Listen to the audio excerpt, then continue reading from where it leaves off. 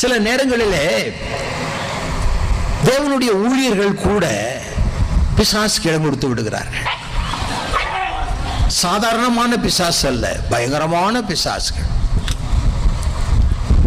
அதுக்கு தப்பிக்க யாருமே இல்லை. அரசர் முதல் ஆண்டி வரை மத தலைவர்கள் இருந்து எல்லாரும். பத்திரிகையெல்லாம் பார்த்தீங்கன்னா எத்தனை மத தலைவர்கள் இப்போதெல்லாம் அரசு செய்யப்பட்டிருக்கிறாங்க.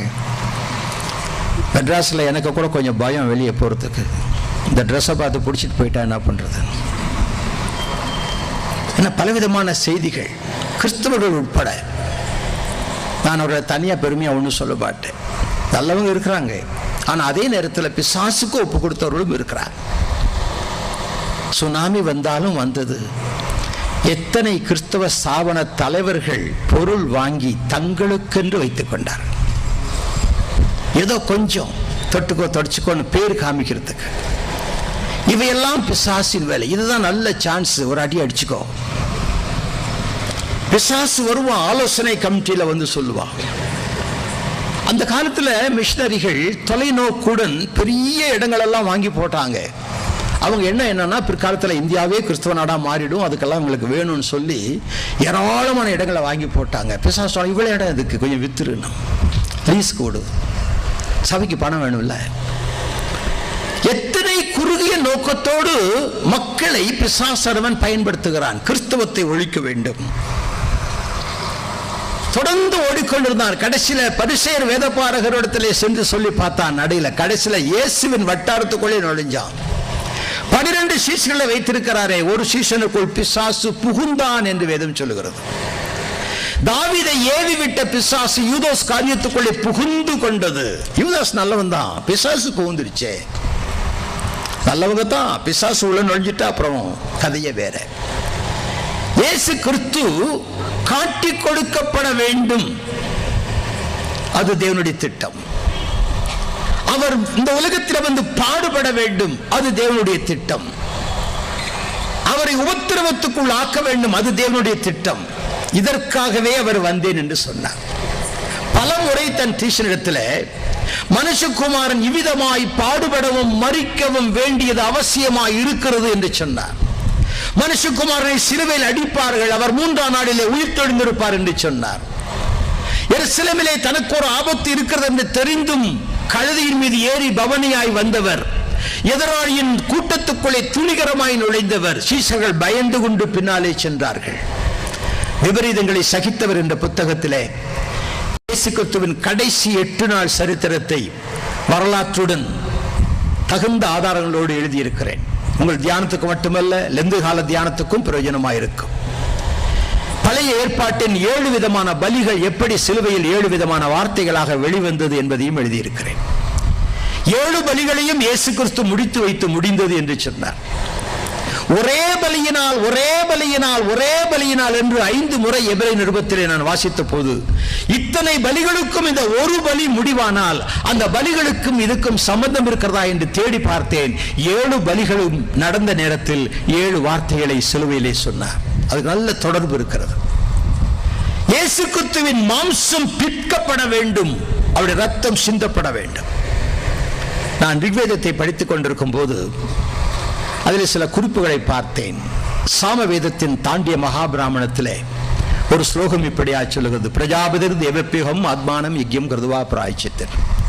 பிரஜாபதி ஆகிய கடவுள், அதாவது மக்களின் தலைவர் ஆகிய கடவுள், ஒரு சரீரத்தோடு இந்த உலகத்திற்கு வந்து மனித ஆத்மாக்களின் ரட்சிப்புக்காக அந்த சரீரத்தை யாக பலியாக ஒப்பு கொடுப்பார் என்று அந்த ஸ்லோகம் சொல்லுகிறது. அப்படியானால் மனிதனுடைய பாவத்திற்காக தன்னை யாக பலி ஆக்கின ஒரு இறைவன் யார் என்ற கேட்ட கேள்விக்குத்தான் எனக்கு விடை கிடைக்காமல் போய்விட்டது.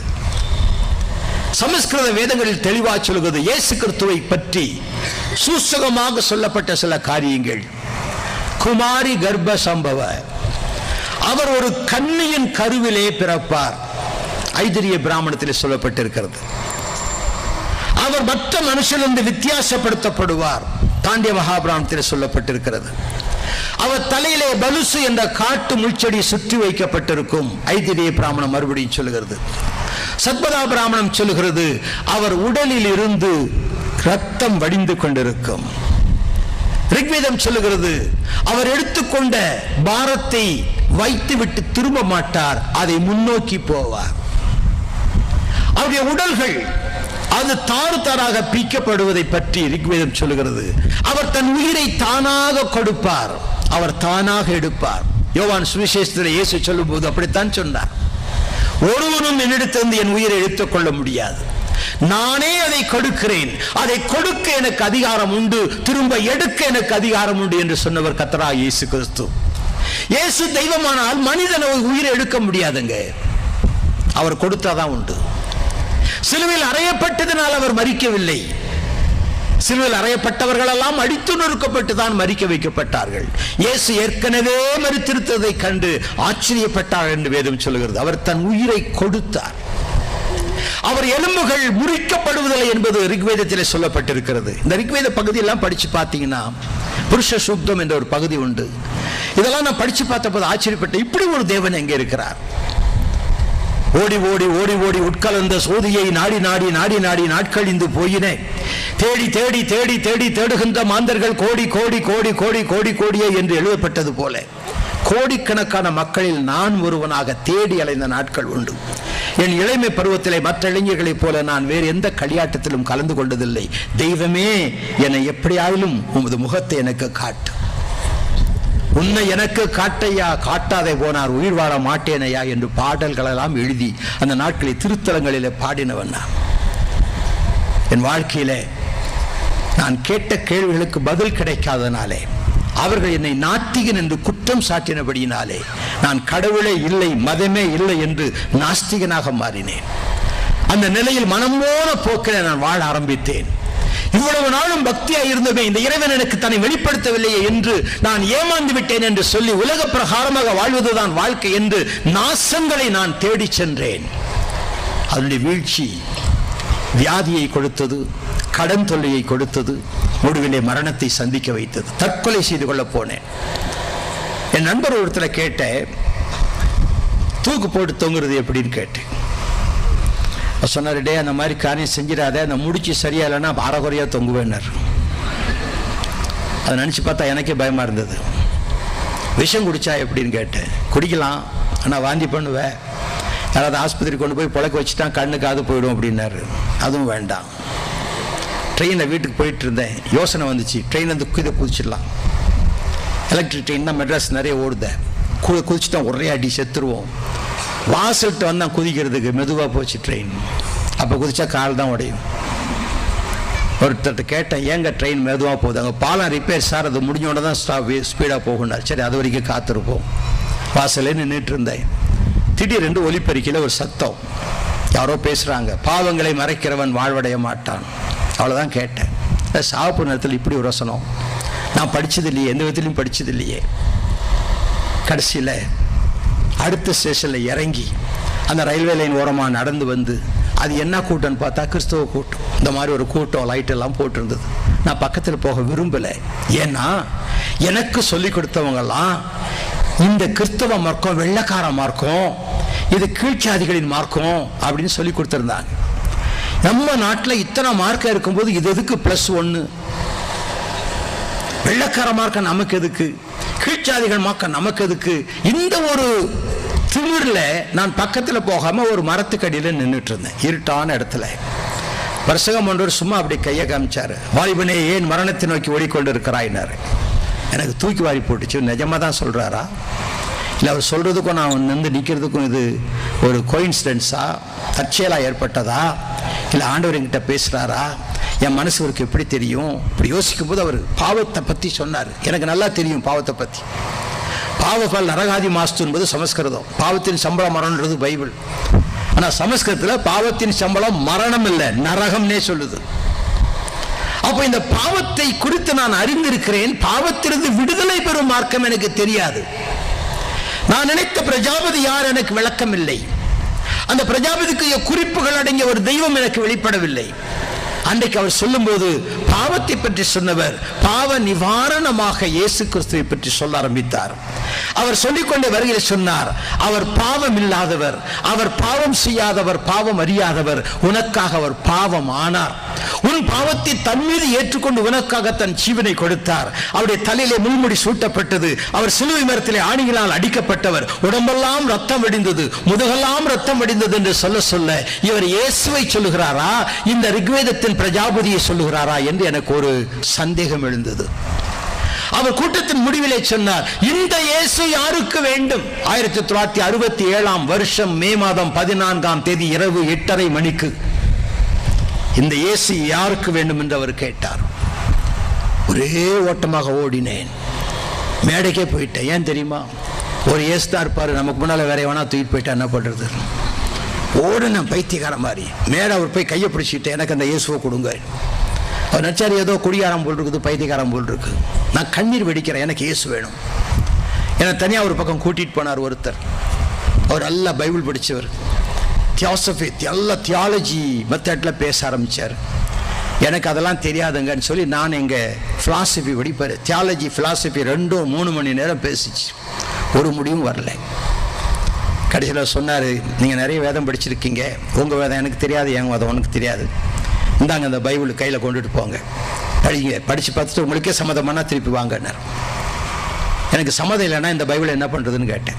எங்கேயாவது போடுங்கன்ட்டு போயிட்டார். நான் நடுங்கு கைகளோடு முதலாக இந்த பைபிளை தூக்கிக்கிட்டு வீட்டுக்கு வந்தேன். என் வீட்டுக்கு தாழ்பால் கிடையாது. நான் தாழ்பாலை போட்ட வீட்டுக்கு கொஞ்சம் வாடகை ஜாஸ்தி. அவ்வளவு ஏழ்மை நிலையில் நான் வாழ்ந்தேன். ஒரே ஒரு ரூம், மழை பெஞ்சால் எங்கள் வீட்டுக்குள்ளே தான் பெய்யும், தேளெல்லாம் ஓடும் ஓட்டில். அந்த வீட்டுக்குள்ளே போய் ஒரே ஒரு பல்பு, அதை சுவிட்சை போட்டுட்டு எனக்குள்ள ஒரு குறுகுறுப்பு, இந்த பைபிளில் என்னதான் இருக்குது பார்க்கலாமே அப்படி திறந்தேன். நான் பார்த்த முதல் வசனம், இந்த வசனமே உன்னை கடைசி நாளில் நியாயம் தீர்க்கும். டப்புன்னு மூடி வச்சுட்டேன். இதை படித்தாதானே நியாயம் தீர்க்கும், எதுக்கு வம்பு, மூடி வச்சுட்டேன். காலையில் எழுந்திரிச்சேன், மறுபடியும் குறுகுறுப்பு. சரி, நடுவில் திறக்க வேண்டாம், இருந்து படிப்போம். ஆதியிலே தேவன் வானத்தையும் பூமியும் சிருஷ்டித்தார். ஓ, அது நல்ல வார்த்தை. ஏன்னா ரிக்வேதத்தில் கூட போட்டிருக்குதுங்க, சகசர சீர்ஷா புருஷ சகசா சகசரபா சகுபி விஸ்வதோ விருத்வ அத்தியதிஷ்ட சாங்குலம் அப்படின்னு ஆரம்பிக்குது. உலகம் எல்லாத்தையும் அண்ட சராசரனை கடவுளே பண்ணினார், கடவுள் தான் உண்டாக்கினார். ரெண்டும் ஒன்னா இருக்குதுங்க. ரொம்ப சந்தோஷம். மேல படிக்க ஆரம்பிச்சேன். பூமியானது ஒழுங்கின்மையும் வெறுமையுமா இருந்தது. திருப்பி முடி வச்சுட்டேன். என்னடா அவர் சிருஷ்டிகர்த்தாவா, சிருஷ்டித்தாரா, ஒழுங்கினமா இருந்ததா வெறுமையா இருந்ததா? நம்ம ஏற்கனவே ஒழுங்கினமா வந்திருக்கிறோம். இவர்கிட்ட போனா இன்னும் ஒழுங்கினமா மாத்திட்டா என்ன பண்றது? என் மனைவி பார்த்துட்டே இருந்தா. நேற்று ராத்திரி பார்த்தேன், திறந்துட்டு மூடினீங்க, இப்பவும் பார்த்தேன், திறந்துட்டு மூடினீங்க. படிச்சு தொலைச்சா என்ன? நல்ல வார்த்தை, படிச்சு தொலைச்சா என்ன? அதுக்கு தாங்க மனைவி வேணும்ன்றது. படிச்சு தொலைச்சா என்னன்னு கேட்டா, படிச்சேன், பாவத்தை தொலைச்சேன். பரிசுத்தத்துள்ள கர்த்தர் வழிநடத்த ஆரம்பித்தார். என் வாழ்க்கையில் ஒரு திருப்பம். ஜனங்கள் ஆச்சரியப்பட்டார்கள், இவனா இப்படி மாறினான். இயேசு கிறிஸ்து மதத்தை மாத்துறவர் இல்லை, மனதை மாத்துறவர். மகனே, உன் நெஞ்சை எனக்கு தாராயோ, உன் மூளையை தாராயோ நான் கேட்டார். அந்த மண்ணை வச்சுக்கிட்டு அவர் என்ன பண்ணுவார்? உன் நெஞ்சை எனக்கு தாராயோ. தேவனுடைய வார்த்தை ஒவ்வொன்றும் படிக்கும்போது அழுதுகிட்டே இருப்பேன். கண்ணீரா வரும். படிக்க ஆரம்பிச்சோன்னா கண்ணீர் வரும். எனக்கு ஜெபிக்க தெரியாது, இயேசுவையுமே அழ ஆரம்பிச்சிருவேன். ஆரம்ப காலத்தில் அப்படி பைத்தியம் முடிச்ச மாதிரி வேதத்தை புரட்டி புரட்டி படிச்சு விளங்காதுக்கெல்லாம் போய் அங்க இருக்கிற பாஸ்டர்மாருங்கிட்ட கேட்பேன், இது என்ன விளக்கம், அது என்ன விளக்கம். அவங்களும் சொல்ல தெரியாது. இது இன்னும் கொஞ்சம் டீப் தியாலஜி அப்படிம்பாங்க. அதெல்லாம் எனக்கு வேணாம் சார், ஏசு என்ன சொல்றாரு அதை சொல்லுங்க, இதில் என்ன இருக்குது, இது என்ன அர்த்தம். இப்படி ஒன்று ஒன்றா கேட்டு கேட்டு கேட்டு கேள்விகள் எனக்குள்ளே எழுப்பிக்கொண்டு நான் அதை படிச்சு இங்கே அங்கே திருப்பும் போது இதுல பதில் நிறைய இருக்குது. ஒரு பக்கம் கேள்வி இருந்தா இன்னொரு பக்கம் பதில் இருக்கு. எவ்வளவு ஆச்சரியமான ஒரு புத்தகம். 40 பேர்கள் எழுதின 66 புத்தகங்களின் சேர்க்கையை பைபிள் என்று சொல்லுகிறோம். பிப்ளியான் என்ற கிரேக்க வார்த்தையை ஆங்கிலத்திலே பைபிள் என்று சொல்லுகிறோம். பிப்ளியான் என்றால் புத்தகம் என்று பொருள். உலகத்திலேயே ஒரு புத்தகத்துக்கு புத்தகம் என்று பெயர் பெற்ற ஒரு புத்தகம் இந்த வேத புத்தகம். வேற எந்த புத்தகத்துக்கும் புத்தகம் பேரே கிடையாது. சரித்திர புத்தகம், பூகோள புத்தகம், சயின்ஸ் புத்தகம், கணக்கு புத்தகம், தமிழ் புத்தகம், இங்கிலீஷ் புத்தகம் எல்லாம் சொல்லுவோம். ஆனா புத்தகம் எடு என்று சொன்னால் வேதத்தை எடு. புத்தகம். இயேசு கிறிஸ்து இந்த உலகத்தில் வந்து அவர் பாடுபட்டு மரித்த நேரத்தில் பிசாசு நினைத்தான், இயேசுவின் மாம்ச உடலை அழித்து விட்டோம், இனி என் தலை தப்பினது என்று நினைத்தான். தேவ வித்தை அழித்து விட்டோம். ஸ்திரீயின் வித்தை அழித்த பிசாசு இப்பொழுது தேவ வித்தை அழித்து விட்டதிலே அவன் கொக்கரித்தான். இயேசு ஒழிந்தார், சிலுவையில் அடிக்கப்பட்டாச்சு, செத்து போயிட்டார். கொண்டு கல்லறையில் வச்சாங்க. அவ்வளவுதான், முடிஞ்சது. பிசாசுக்கு ரொம்ப சந்தோஷம், பார்ட்டியே வச்சிருப்பான். 3ஆம் நாள் அவர் உயிர் தெழுந்தார். அடி, சரியான அடி, செம அடி, பிசாசின் தலையில சரியான அடி. அவர் உயிர் தெழுந்தார். உயிர் தெழுந்ததோடு மட்டுமல்ல, அவர் சொன்னார் சீஷர்களை பார்த்து, நான் போய் உங்களுக்கு தேற்றரவாளனாகிய பரிசுத்த ஆவியானவரை அனுப்புவேன். அவர் வந்து உங்களை சகல சத்தியத்துக்குள்ளும் வழி நடத்துவார். ஆவியானவர் அனுப்பப்பட்ட போது சபை உண்டாயிற்று. ஆவியானவர் அனுப்பப்பட்ட போது சபை உண்டாயிற்று. அதுவரையிலும் சபை இல்லை, திருச்சபை கிடையாதுங்க. பழைய ஏற்பாட்டில் திருச்சபை இல்லை, தொழுது கொள்ளும் கூட்டத்தார், ஆலயத்திற்கு போன மக்கள், தேவாலயத்துக்கு போய் கர்த்தரை தொழுது கொண்டவர்கள் இருந்தார்கள். சபை என்பது பழைய ஏற்பாட்டில் இல்லை, புதிய ஏற்பாட்டில் இல்லை. ஆவியானவர் ஊற்றப்பட்ட போது ரட்சிக்கப்படுகிறவர்களை கர்த்தர் அனுதினமும் சபையிலே சேர்த்து கொண்டு வந்தார். எல்லாரும் போய் அங்கத்தினர் ஆகலாம், சந்தா கட்டினா மெம்பர் ஆக்கிடுவாங்க, நீங்க ஓட்டும் போடலாம், ஆனா பரலோகத்துக்கு போக முடியாது. அந்த புஸ்தகத்தில் பேர் எழுது, ரட்சிக்கப்படுகிறவர்களை கர்த்தர் அனுதினமும் சபையிலே சேர்த்து கொண்டு வந்தார். எந்த சபைன்னு கேட்காதீங்க, உலகத்தில் நிறைய சபை வச்சிருக்கு, நிறைய பேர் இருக்கு, பேர் வைக்க முடியாம திணறாங்க ஆட்களுக்கு. அந்த அளவுக்கு சபை பெருகி இருக்குது. யாரோ ஒருத்தர் ரொம்ப ஜெபம் பண்ணி இயேசு அழைக்கிறார் அப்படின்னு பேர் வச்சார். உடனே இன்னொருத்தர் இயேசு வருகிறார்னார். உடனே இன்னொருத்தர் இயேசு விடுவிக்கிறார். இன்னொருத்தர் இயேசு உட்கார்றார். இன்னொருத்தர் இயேசு எழுந்திருக்கிறார். ஒருத்தர் இயேசு நடக்கிறார். கடைசி இதெல்லாம் பார்த்து இயேசு அழுகிறார்னு ஒருத்தர் வைப்பார். நிறைய சபை. நான் சபைகளை குறை சொல்றவன் இல்லை, எல்லா சபையிலையும் கர்த்தர் நல்லதை வச்சிருக்கிறார். எல்லா சபையிலையும் பூர்ணப்படுகின்ற மக்கள் உண்டு. சபையின் வித்து பற்றி நாளைக்கு சொல்லுவேன். ஸ்திரீயின் வித்து அது முழுக்க முழுக்க மாம்சத்தினால் உண்டானது. அந்த வித்தை பிசாசு அழித்து விட்டான், இஸ்ரவேலையே அழித்து விட்டான். இரண்டாவது, கர்த்தருடைய மறுபடியுமாக தன் திட்டத்திலே தேவனுடைய வித்தாக, தேவ வசனம் ஸ்திரீயினிடத்தில் வித்தாக தோன்றி அவளை கருத்தரிக்க செய்து இயேசு கிறிஸ்து பிறந்தார். அவர் மாம்சத்தோடும் ஆவியோடும் இருந்தவர். தேவ ஆவியானவர் மாம்சத்தில் வெளிப்பட்டபடியினால் மாம்சம் மரணத்துக்கு ஒப்பு கொடுக்கப்பட்டது, ஆவியிலே உயிர் தெழுந்தார்.